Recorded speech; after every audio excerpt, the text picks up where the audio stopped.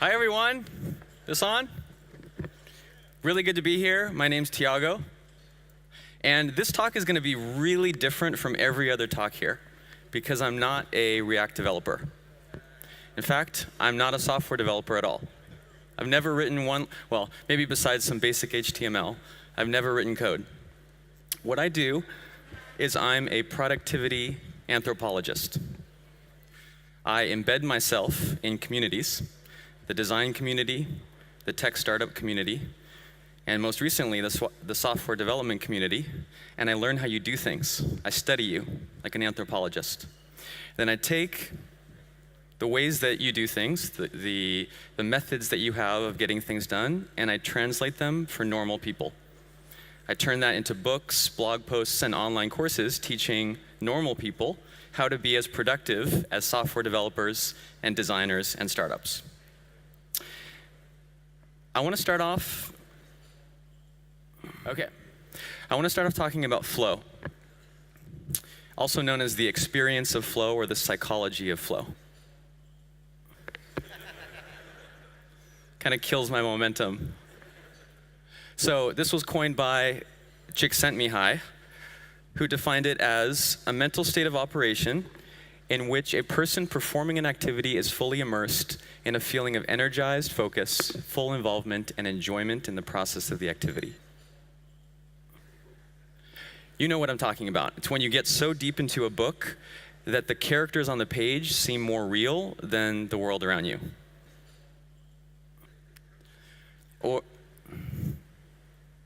Or when you're playing a sport that you're actually good at, and your thoughts and your actions seem to fuse into one, and you lose all self-criticism, all self-awareness as you get into the flow of the sport.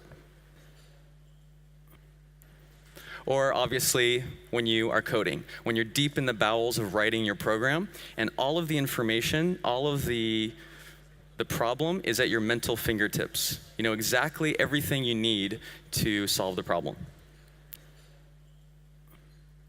And I think one of the issues with how we talk about flow is we talk about it like it's a mystical experience, like it's a quasi-religious, like the god of flow descends upon us, when actually the science of flow, which is called transient hypofrontality in the literature, is very well understood. Okay, it's just a sequence of neurochemicals. Norepinephrine tightens focus. Dopamine improves pattern recognition. Anandamide improves lateral thinking.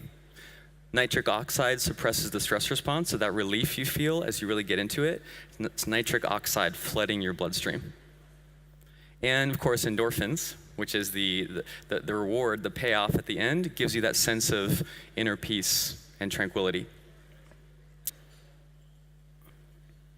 And the thing I want to point out about flow is that it represents the intersection of positive experience, performance, and learning. Right? This is why flow is the holy grail of productivity. Right? You don't have to choose just one of these or just two. You get three when you're in that state of flow.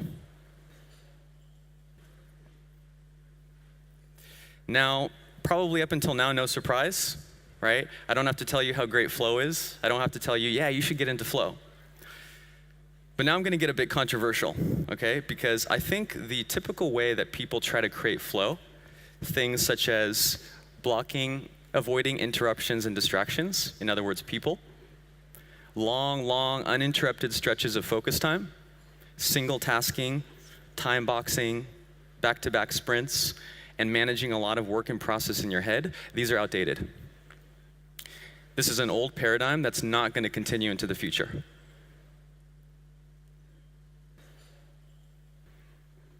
All of these ways of working, which are very well-known, productivity tips and approaches to productivity, are all what I call heavy lifts. Okay, a heavy lift is what it sounds like. It's this big, long, hard slog of work, of you just getting through this massive amount of work in one big push. Okay? Now, there are times and places for heavy lifts, definitely.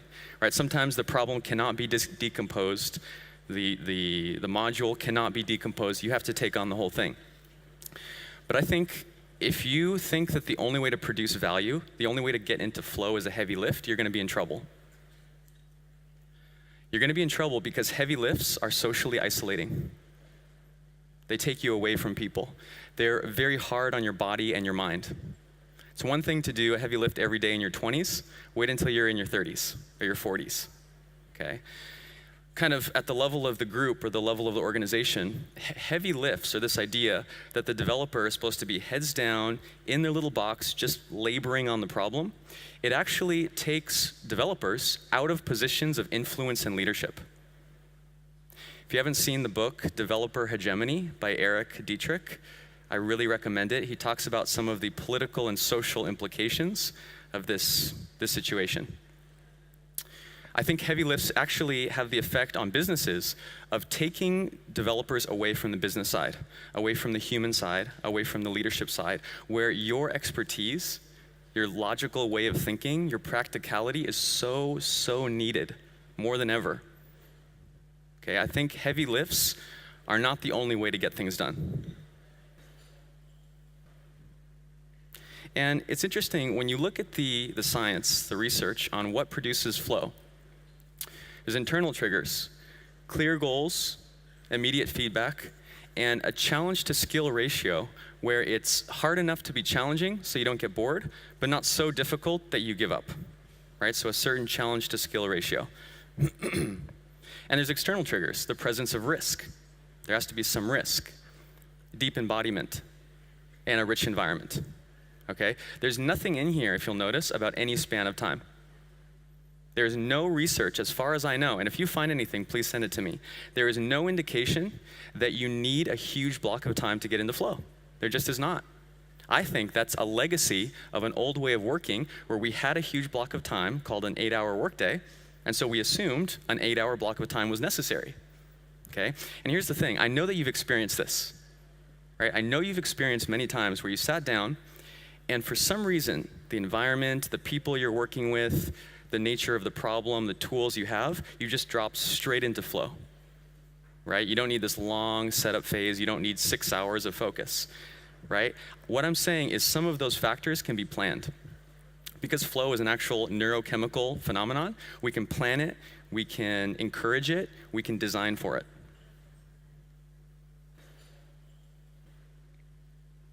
And to kind of get a little more specific, what I want to do, so my mission basically is to do for knowledge work what has been done for software development over the past few decades, right?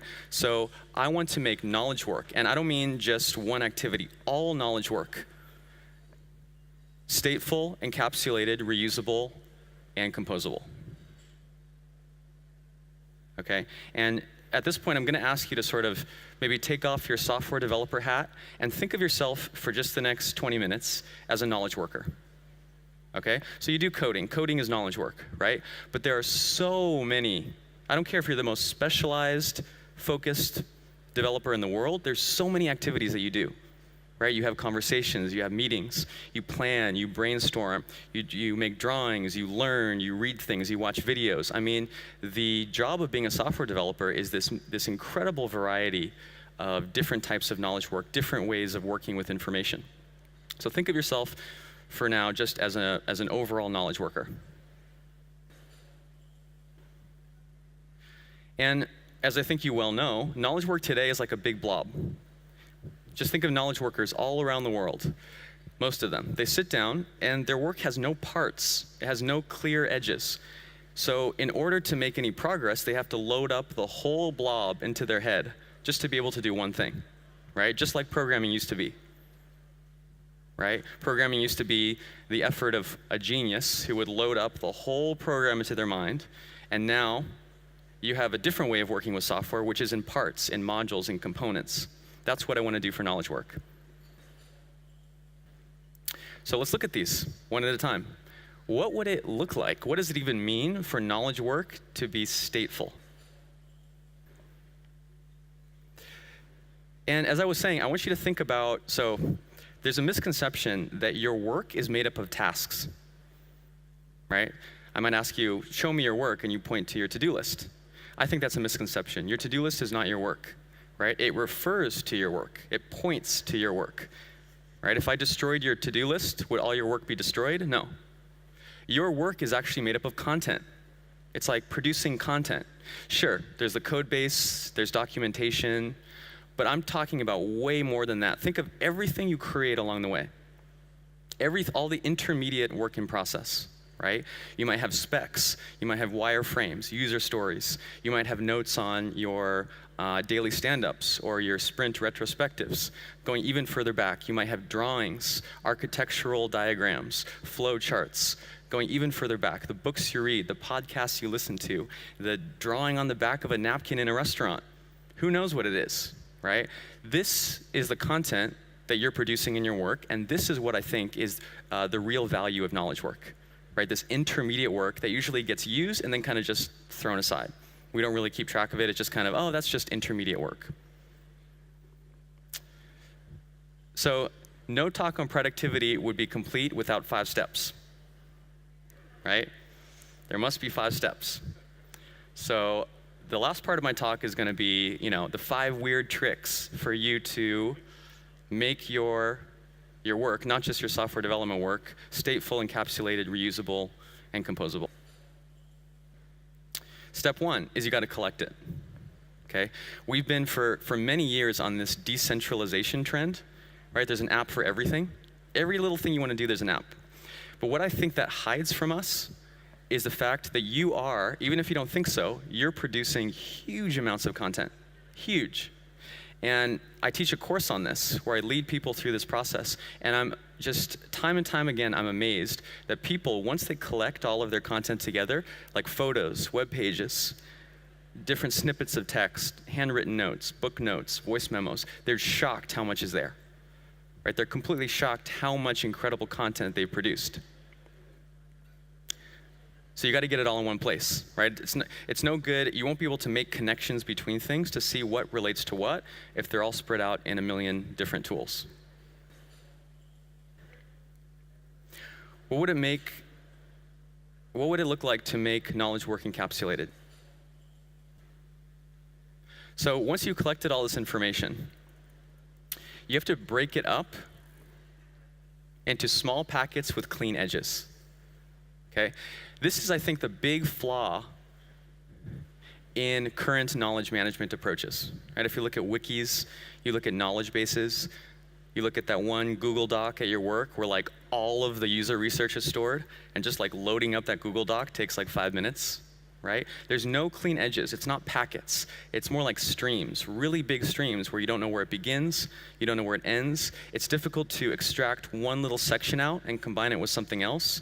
It's difficult to point someone directly to one point in the document, right? I think we have to move to a paradigm that is much closer to packets, right? Just like the internet moved from basically phone lines to DSL, moved from streams of audio data to packets, packet switching networks, we need to do the same for knowledge work. And that involves breaking it up into little pieces. And I'll say more about that in a second. And there's a lot of different tools you could use. You could use cloud storage tools. You can use repositories.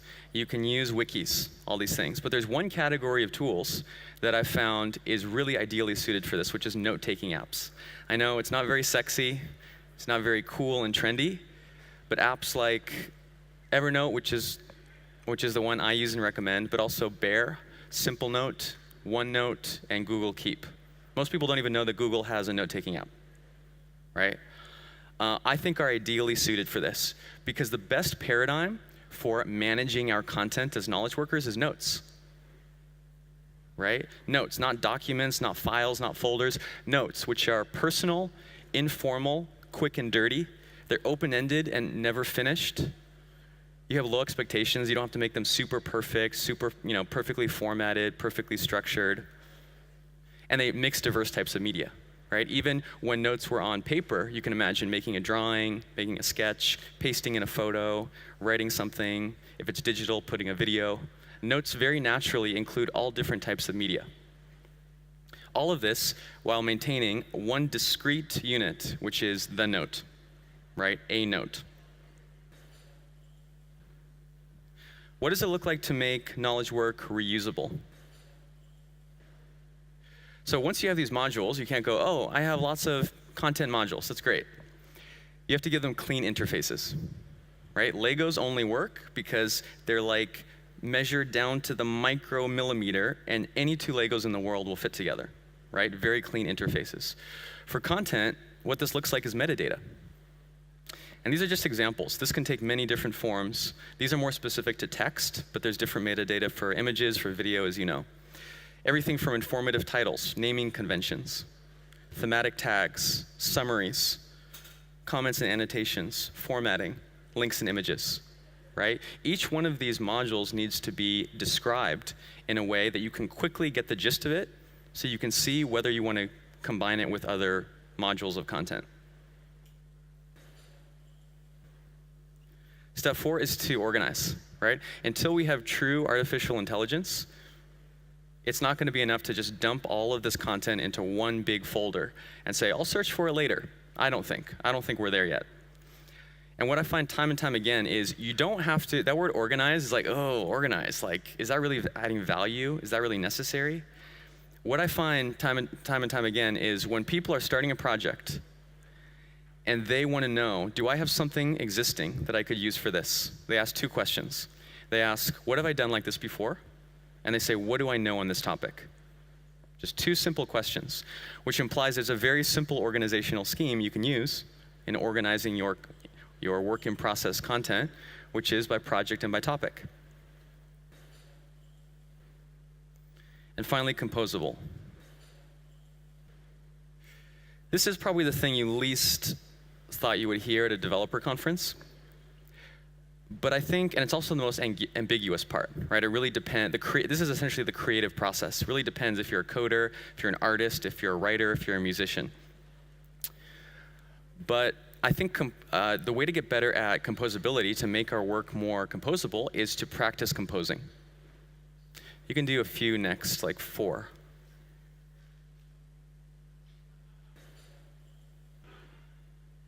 Okay, this can include seeing. Actually practicing, training, getting good at switching contexts, getting feedback from your colleagues, from outside collaborators, from customers. Interviews, user interviews, interviews of others. It includes writing, right? Tweet storms, which is my personal favorite. If you follow me on Twitter, get ready for some really long tweet storms, I'm sorry. Taking good notes, writing, right? Writing is this process of externalizing your thoughts, and it helps clarify your entire creative process to get that writing published. Drawing, right? Visual thinking, explaining things, making diagrams, making abstract ideas more tangible. Performing, okay, now it starts to get, performing, right? But I think when you take that step to get on a stage, to really stand in front of people and say, I know what I'm talking about, your knowledge, what you know, your performance, your productivity takes on a whole new level because you're forced to stand for something. So this could include, nothing that crazy, speaking at an event, speaking at a meetup, or recording a video. Don't even have to get in front of people. We have YouTube and Periscope and Twitter and all these things. Producing, right? Actually publishing, releasing early and releasing often to the outside world, summarizing or condensing someone else's ideas, interpreting them or critiquing them, or even just translating from one medium to another.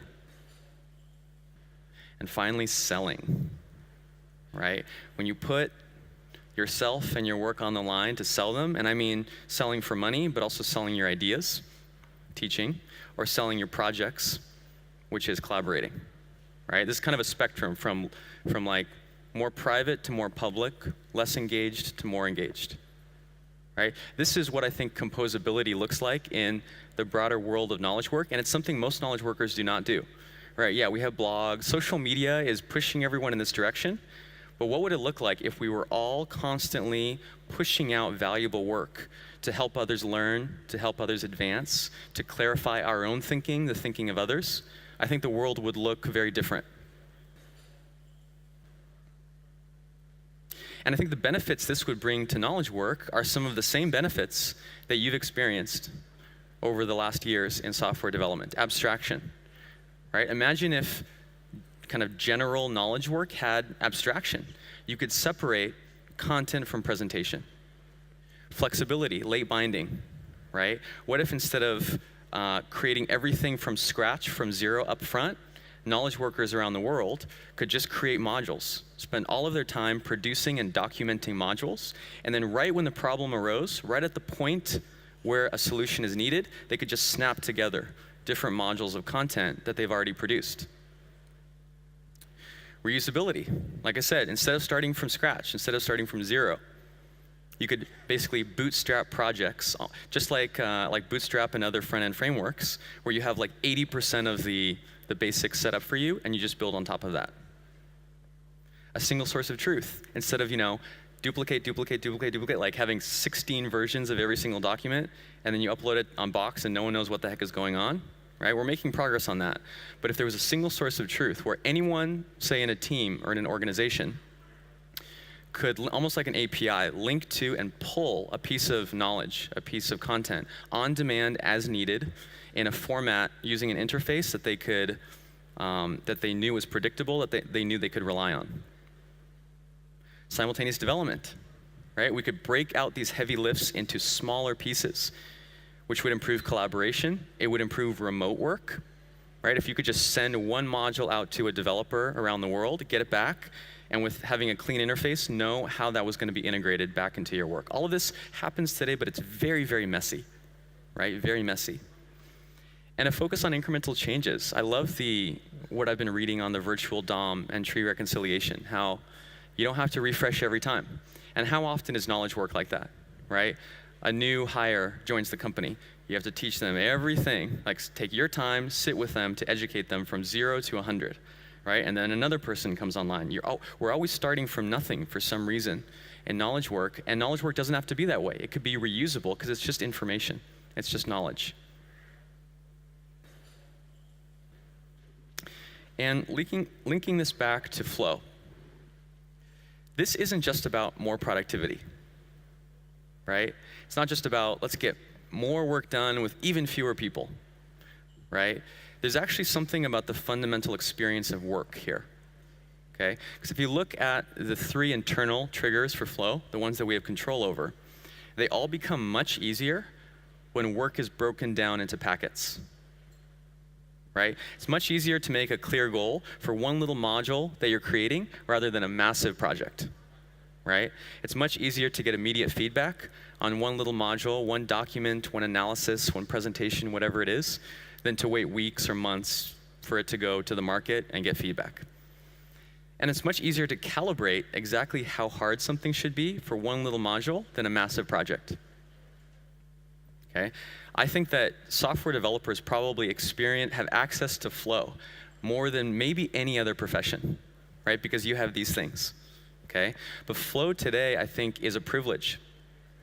It's a rare privilege for hyper-educated and hyper-specialized knowledge workers like us, right? Imagine if that experience was more common.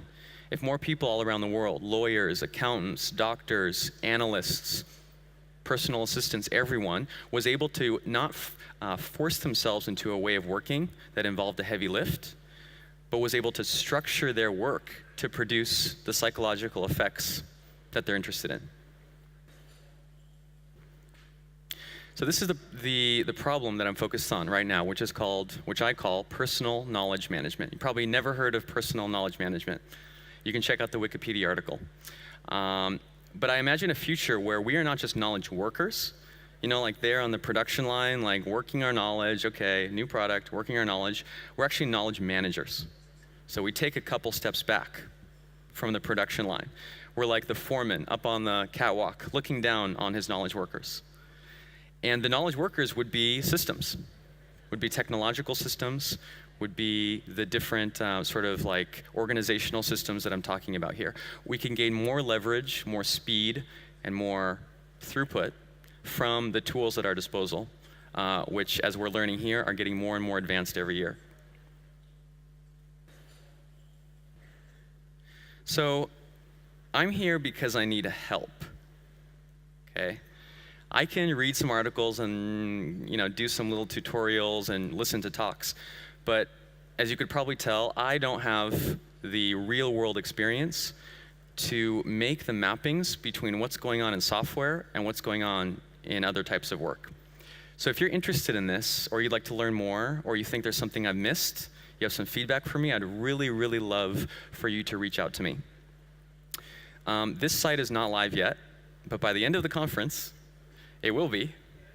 It'll have these slides with my commentary, right? Once I have the recording of this talk, I'll post the video as well. It's going to have, it's almost finished, a blog post on sort of what would the next stage be like if we had modular knowledge work, how we would actually complete projects. And I have my contact information, which is also here. Really encourage you to come talk to me, come find me. Join me during my AMA at 4 o'clock, and otherwise find me online or on Twitter. Thank you.